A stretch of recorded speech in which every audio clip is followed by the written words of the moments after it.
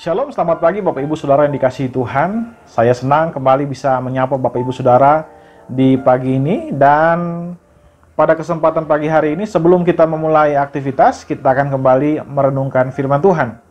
Nah, firman Tuhan pada pagi hari ini terambil dari 1 Korintus pasal 9 ayatnya yang ke-27. 1 Korintus pasal 9 ayat yang ke-27. Saya akan membacakan bagian firman Tuhan ini bagi Bapak Ibu Saudara sekalian. Demikian firman Tuhan. Tetapi aku melatih tubuhku dan menguasainya seluruhnya, supaya sesudah memberitakan Injil kepada orang lain, jangan aku sendiri ditolak. Saudara yang dikasihi oleh Tuhan, di dalam minggu ini kita sudah mempelajari banyak hal tentang mengendalikan diri. Tentang bagaimana kita mengendalikan pikiran kita, perasaan kita, dan kehendak kita. Nah, saudara yang dikasihi Tuhan, Rasul Paulus berkata bahwa sebagai orang percaya, kita harus belajar mengendalikan diri. Dan salah satu pengendalian yang harus kita lakukan di sini adalah pengendalian terhadap keinginan-keinginan yang melekat pada tubuh kita. Saudara, tubuh kita memiliki banyak sekali keinginan. Ada keinginan untuk makan, keinginan untuk tidur, dan hasrat-hasrat yang lain. Nah, karena itu saudara, kita perlu untuk mengendalikan keinginan-keinginan itu. Keinginan-keinginan itu adalah anugerah Tuhan. Tapi dosa merusaknya. Dosa membuat keinginan-keinginan itu berkuasa atas diri kita, sehingga kita tidak mampu untuk bisa melayani Tuhan, melakukan kehendak Tuhan dengan benar dan tepat. Karena itu penting bagi kita untuk menaklukkan keinginan-keinginan itu, menaklukkan tubuh kita, supaya kita bisa melayani Tuhan dengan benar, melayani Tuhan dengan tepat. Nah, karena itu saudara, tanpa pengendalian diri, kita hanya bisa tersesat dan disesatkan oleh keinginan-keinginan itu. Ada begitu banyak orang yang kemudian dia menjadi hamba Tuhan, dan ketika dia melayani Tuhan, tapi tanpa punya pengendalian diri yang baik, dia menjadi hamba uang. Dia berkhotbah hanya untuk kepentingan keuangan atau kepentingan perutnya saja, dan orang-orang seperti itu banyak kali ditegur oleh Rasul Paulus. Karena itu Rasul Paulus berkata bahwa saya menguasai, mengendalikan, melatih diriku untuk mengendalikan tubuhku, supaya saya bisa berkuasa atasnya. Karena itu saudara, penting bagi kita untuk bisa melatih tubuh kita. Nah, salah satu cara kita bisa melatih tubuh kita adalah dengan cara kita berpuasa. Di gereja kita memiliki praktek yang cukup baik. Kita berpuasa dalam 1 bulan, ada 3 hari kita berpuasa, yaitu hari Kamis, Jumat, dan Sabtu sebelum perjamuan kudus. Ini sebuah praktek yang sangat baik untuk kita lakukan. Karena puasa, tentu kalau kita lihat dalam Alkitab, puasa memiliki sejarah yang sangat panjang. Dan begitu banyak tradisi yang melatar belakangi puasa. Ada banyak orang melihat puasa di dalam Alkitab sebagai bentuk kerendahan hati kepada Tuhan. Ada juga puasa sebagai bentuk pertobatan kepada Tuhan. Nah, salah satu hal lain yang tidak bisa kita hindari adalah puasa juga adalah merupakan salah satu cara kita untuk belajar melatih tubuh kita.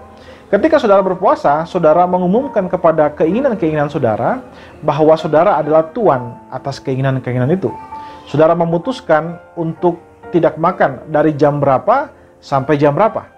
Dan kemudian saudara mulai, pada saat saudara mulai berpuasa, pikiran saudara mulai berkecambuk. Pikiran saudara mungkin akan membuat alasan-alasan yang mendorong saudara untuk membatalkan puasa saudara. Keinginan-keinginan saudara pun mendorong saudara untuk segera membatalkan puasa saudara, atau segera untuk makan, atau segera untuk membatalkan apa yang saudara komitmenkan di awal. Dan mungkin perasaan saudara pun demikian. Ketika saudara lapar, perasaan saudara menjadi sangat sensitif. Saudara mudah marah, saudara mudah untuk emosi saudara mudah untuk bergejolak. Karena itu saudara harus berkuasa atasnya. Puasa adalah cara di mana kita menempatkan diri kita, keinginan-keinginan kita di bawah kehendak kita. Keinginan-keinginan itu tidak boleh berkuasa atas diri kita. Kita harus menjadi tuan atas keinginan-keinginan itu. Karena itu penting bagi saudara untuk mempraktekkan puasa.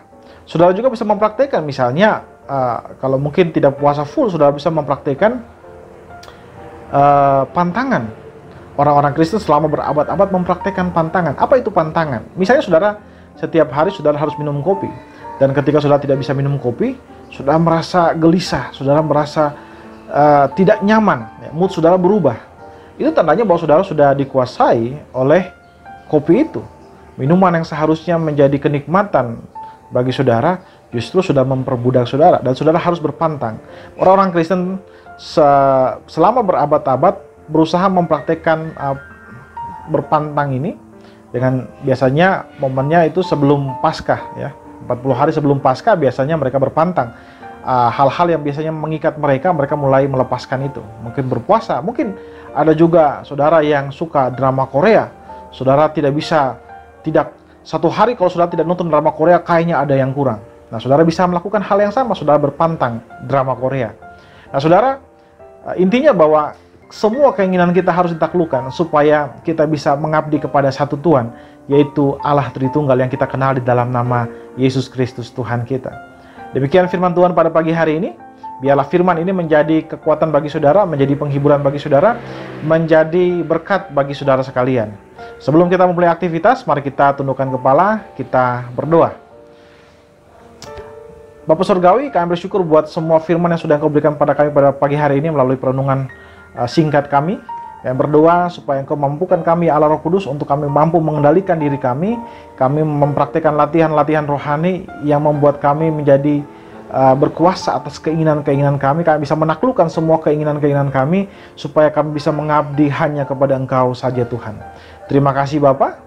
Kami memulai aktivitas kami pada pagi hari ini, dan kami serahkan semua apa yang kami kerjakan hari ini ke dalam tangan-Mu Tuhan Yesus. Engkau berkati, Engkau sertai, dan biarlah yang kami kerjakan hari ini semuanya itu mempermuliakan nama-Mu saja ya Bapa. Di dalam nama Tuhan Yesus Kristus, Allah kami yang kami kenal, kami menyerahkan hidup kami seluruhnya ke dalam tangan-Mu Tuhan. Haleluya. Amin. Selamat pagi Bapak Ibu Saudara. Selamat beraktivitas dan Tuhan Yesus memberkati.